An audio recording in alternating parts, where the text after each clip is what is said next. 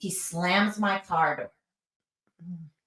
And he walks around my car, Shannon, and I saw his lips move and they uttered, "You fucking." Looking like a baddie, I show up and make them stop. Wanna know my name so badly, cause I run this whole block. Flip my hair, move my head, show the world I'm royalty. Queen, yeah. Move it, move it. Groove it, groove it. They wanna know just how I do it. Well, first of all, part 1 is tell me about your Zen journey. And then part 2 is like, why is it so important to you?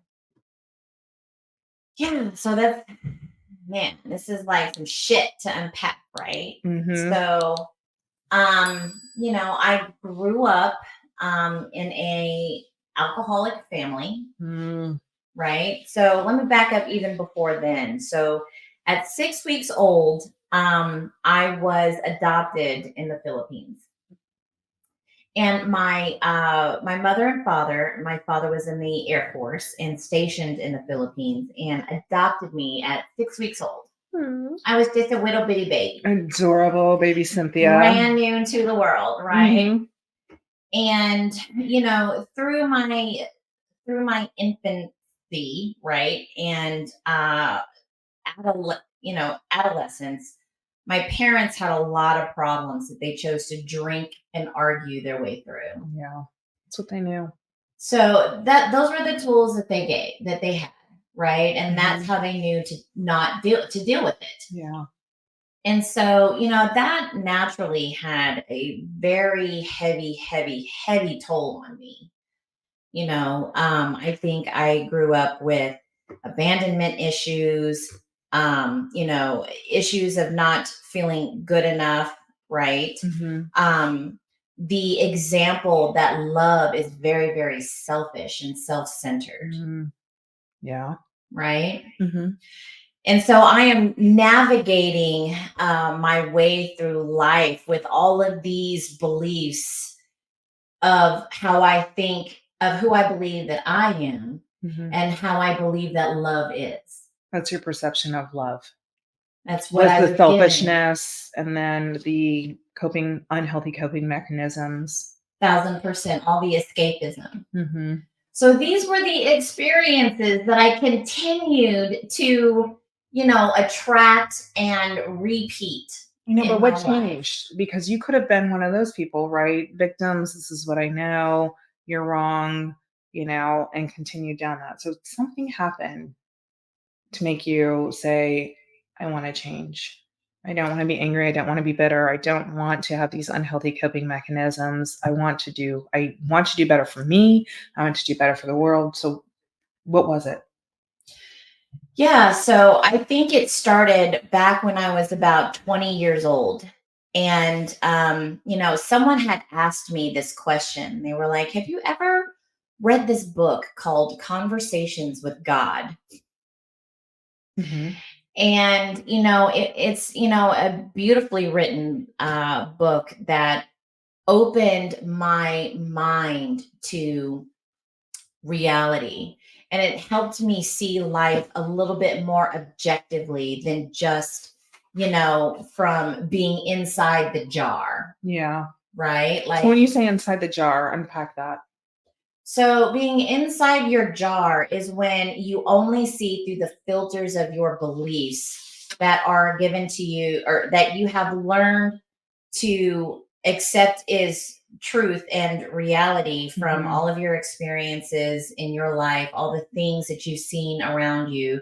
And then those are the things that continue to reiterate because you just continue to create those experiences over and over and over again. The infinite loop of unhealthy habits. Or just the infinite loop of all of your beliefs. Yeah. Right? And so you're just inside that infinite loop, which is what to me being inside your jar is. And so it was, back when I was 20, when I really started to, kind of chunk up a little bit and start looking at things from a higher level, right? It was really just like a higher viewpoint at that time. Right. And then I just started observing like, oh, okay, so this is how things in my life were why they were happening, right? And what I was doing to create that, how I was So you actually had the your creator. epiphany, It was your a epiphany from a book. huge Isn't it epiphany. funny how like one thing will like trigger your change An in entire perspective? trajectory. Yes, That. perspective is everything. All right. Well, I don't want to. Let's move on because I have some more questions that lead into this, right? So, unpack a little bit more why you think it's important to have that balance of the Zen in your life. So one thing, as I've learned to become, more conscious and aware of what I am thinking, right, and what I am believing, um, that which it contributes to the experiences that I have in life.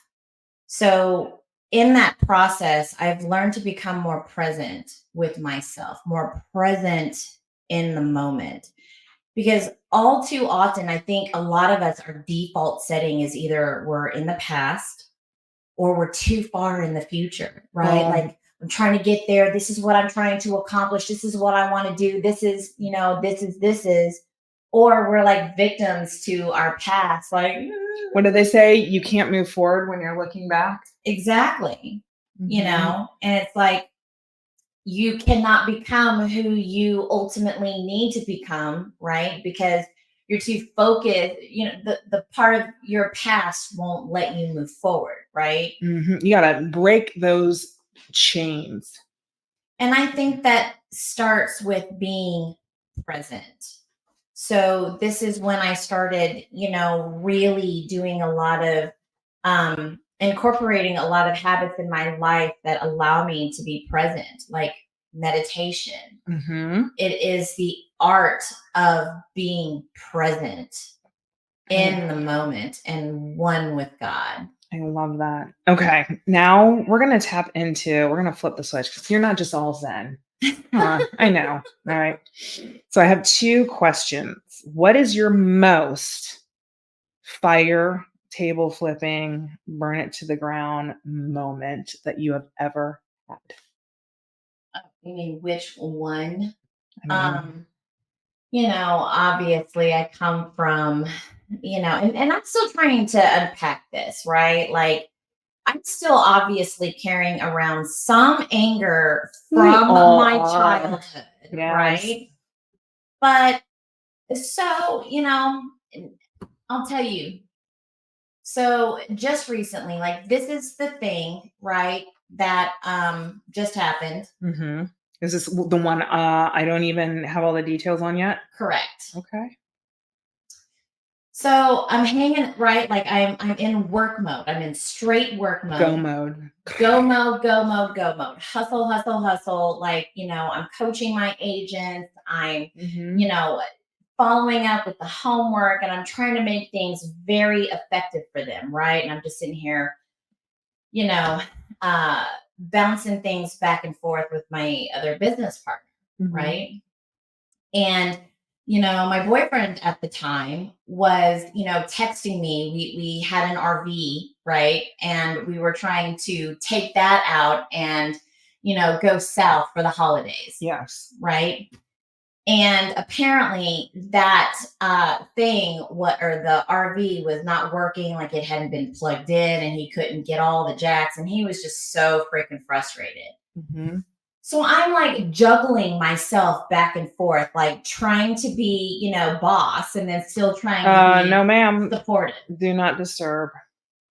So I am coming up with solutions, right? The moment that I can, to like be supportive and show him that, I'm here. I care. Like, we can do this together.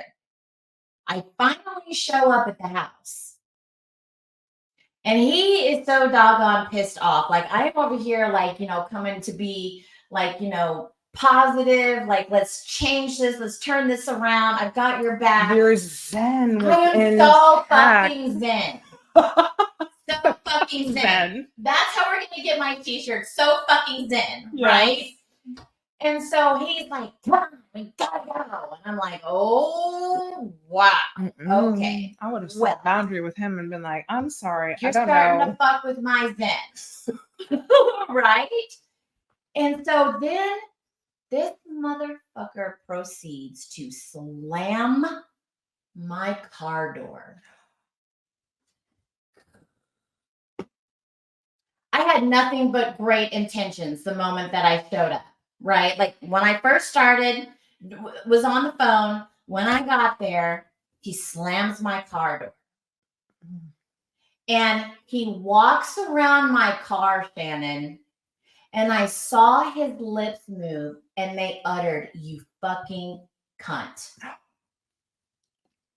Bitch, that was my biggest table flipping, crazy, like off the wall moment.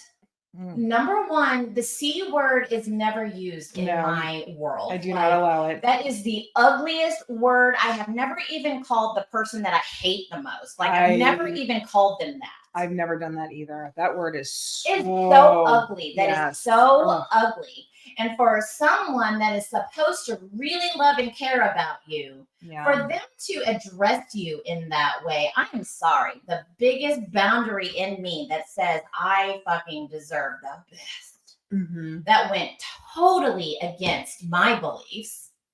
And so I let him have it. And it was nasty. And it was crazy. And I mean, I could not control myself, which I realized that I should have, that there is a part of me, right? I said I'm apparently hanging on to some anger issues that I need to investigate and figure out, like, which table did I leave that under? Like, we got to go back and figure that one out. I know, but you need a little crazy in your life.